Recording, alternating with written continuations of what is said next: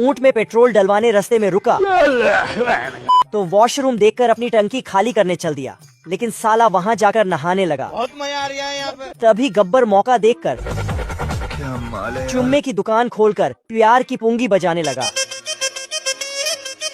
तो बसंती नागिन बनकर चुम्मा लेने पहुँच गई। 150 रुपया देगा। अच्छा ठीक है। लेकिन ये साला चुम्मा देकर इसे ही घोड़े पर भगा ले गया।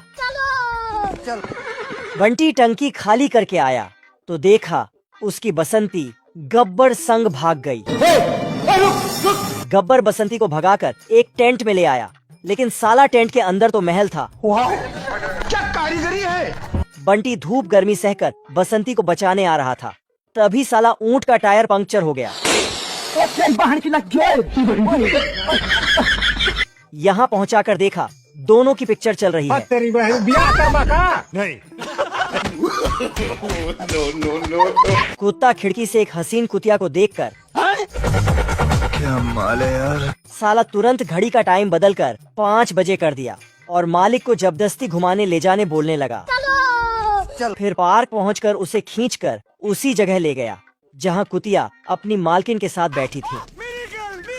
है मुझसे कोई स्मार्ट बताओ। 30 मार खान की तरह स्टाइल दिखाकर इसके सामने से गुजरता है तो कुतिया भी उसकी सुंदरता पर फिदा हो जाती है। स्वागत तो करो हमारा। नहीं।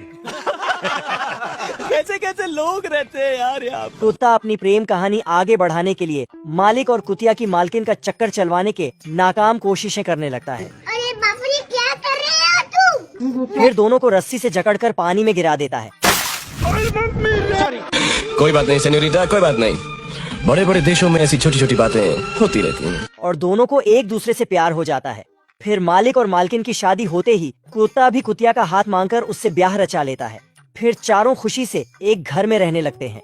ये प्लेन आर्मी में काम करता है, पर आज इसके घर एक नया मेहमान आने वाला है, तो ये खुशखबरी देने के लिए भागकर अपने कैंप में जाता है। लेकिन कैंप वाले तो इसे रिजेक्ट करके बाहर निकाल देते हैं। पर तभी ये देखता है कि मेहमान तो इसके घर डिलीवर हो चुका है, तो ये खुशी से अपने घर जाता है और बच्चे को देखने के लिए जैसे ही कपड़ा उठाता है कि तभी इसका बेटा उड़ान भर लेता है और इनके घर में उड़ने लगता है। तो ये जैसे तैसे बच्चे को शांत करते हैं, लेकिन अब ये खाना भी उड़ते हुए खाता है और इसकी माँ डायपर भी हवा में ही चेंज करती है। तभी इसके पिता देखते हैं कि आज सेना में रेस होने वाली है, तो ये आर्मी को औकात दिखाने के लिए खुद ही दौड़ में भाग लेने चला जाता है। पर अब ये बहुत बूढ़ा हो चुका था, तो इसकी पत्नी इसे रेस करने से मना करती है, पर ये कहाँ मानने वाला था। तभी छोटा जेट अपने पिता के केबिन में बैठ जाता है, लेकिन ये प्लेन जैसे ही उड़ान भरता है कि इतने में इसके विंग निकलकर भाग जाते हैं, जिससे जहाज नीचे गिरने लगता है। अपने पिता को नीचे गिरता देख इसका बेटा दरवाजा खोलने की कोशिश करता है, पर दरवाजा नहीं खुल रहा था और इसके पिता भी जमीन से टकराने वाले थे। तभी ये अपने पिता को बचा लेता है, पर आर्मी वालों को मजा चखाने के लिए रेस जीतना भी जरूरी था। तो ये दोनों बाप बेटा बाकी जेट